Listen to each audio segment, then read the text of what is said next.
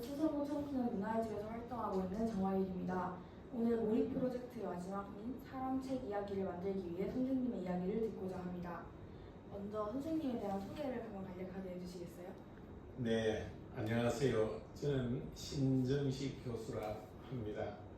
대학원을 졸업하고 35년간 수성대학에서 전임교수로 재직하고 퇴직 후 지금은 명예교수입니다. 저는 홍사람 대구 경북 대표를 역임했고 서울 본부의 부이사장도 역임한 바 있습니다. 또한 대구시 청소년단체 협의회 회장 경험도 있습니다. 예. 잘 들었습니다. 저희가 선생님께서 강의하신 도산 안창호 선생님의 여건을 따라가는 독립운동사를 이렇게 잘 들었거든요.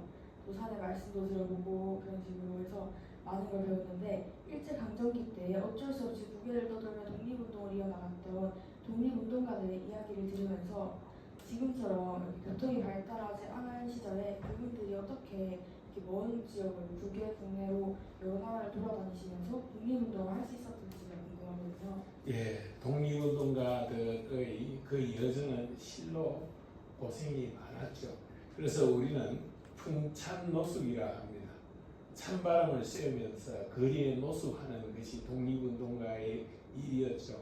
도산 안창호 선생님도 두 번에 걸쳐서 망명을 했습니다. 처음에 미국 갈 때는 유학이기를 떠났지만 귀국했다가 두 번째 갈 때는 중국을 거쳐서 블라디보스톡을 거쳐서 러시아를 거쳐서 독일, 영국 그리고 미국으로 가는 험난한 길이 1년이 넘었습니다. 그때는 방금 학생이 말씀하신 것처럼 지금처럼 교통이 발달되어 있지 않았죠. 그러나 그때는 산업화 이후이 없기 때문에 전기 기선과 전기 기차는 있었습니다. 그래서 도산이 처음 미국 갈 때 인천항에서 샌프란시스코까지 40일 걸렸습니다. 그래서 하와이를 거쳐서 밴쿠버를 거쳐서 그렇게 갔죠. 그리고 다시 상해 임시정부를 수립하기 위해서 갈 때도 그 험난한 길, 두 번째 미국에서 1926년에 다시 상해로 올 때는 직항이 없어서 오스트레일리아의 시드니를 거쳐서 그래 또 상해로 오곤 했죠. 그것이 다 험난한 길이었지만 오직 독립운동이란 투철한 이념, 사명감에 의해서 교통 환경이 좋지 않은데도 불구하고 그렇게 풍찬 노숙의 이동의 그 어려운 길을 걸었던 것 같습니다. 풍찬 노숙이라는 정말 예. 운동하시는 분들이 많은 고생을 했다는 게 느껴지네요. 네네. 그러면 저희가 선생님이 생각하시는 여행은 무엇인지 이렇게 멀리 가시는 길을 보니까 어떻게 해야지, 왜 여행이 필요한지를 한번 말씀해 주시죠. 여행을 어떤 사람들은 걷는 독서라고 합니다. 독서는 1년 여행이다 그런 이야기도 있습니다. 또 이런 이야기도 있습니다.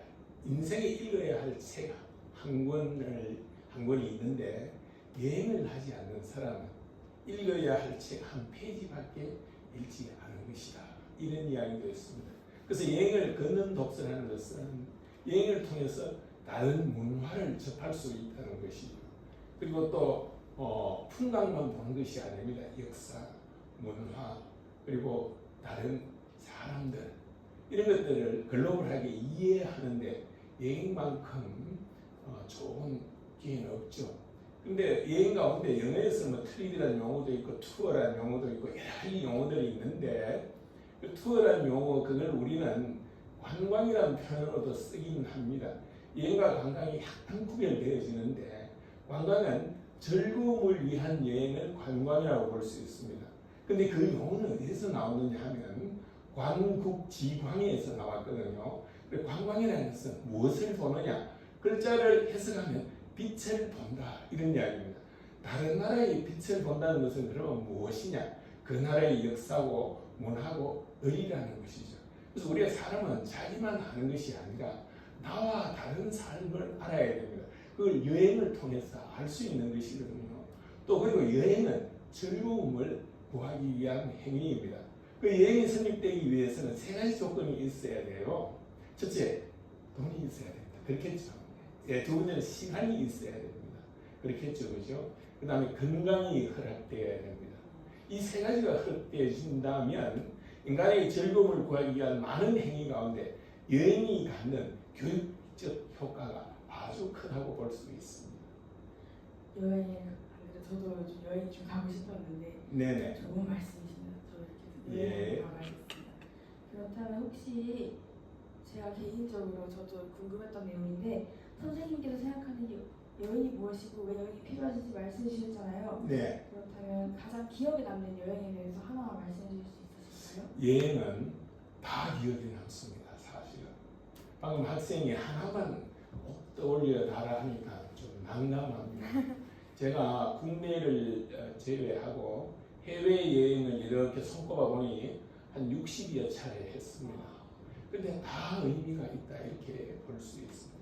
그러나 구태여 몇 가지를 들자면 젊은 날 한 30일 동안 내가 일정을 잡고 해서 자유여행을 미국 대륙만 자유여행을 한 30일 했던 기억도 있습니다.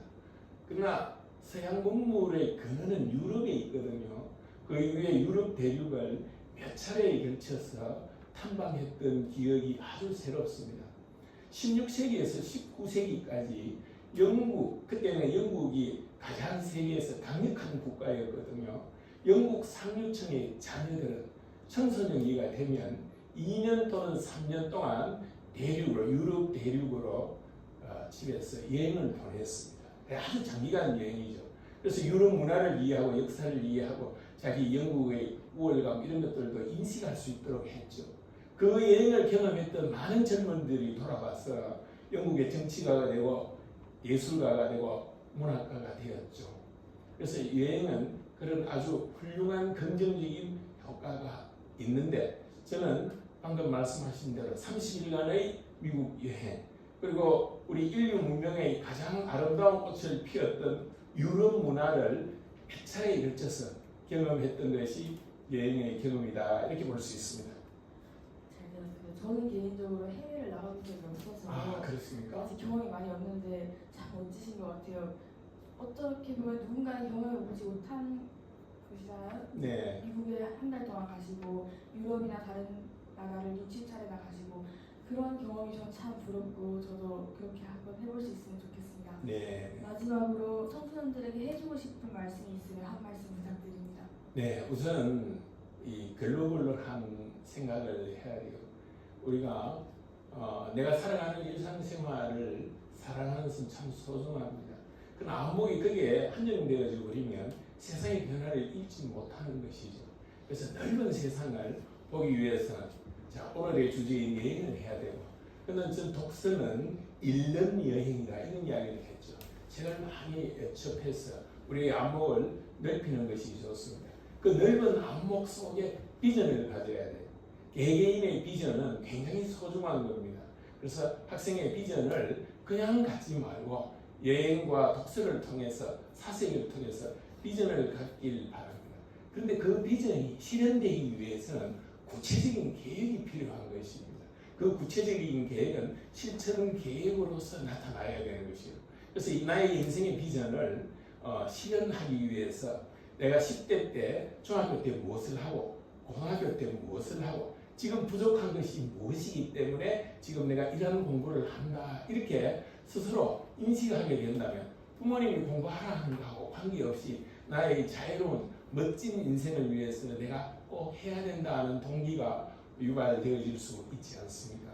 그래서 비전을 가져라. 그리고 그 비전을 실현할 수 있도록 실천 계획을 세워서 지금 이 순간 내가 무엇을 할 것인가를 생각한다면 우리 학생의 삶은 멋지고 성공적인 미래의 삶을 살 수 있을 것이라 믿어 의심치 않습니다. 고맙습니다.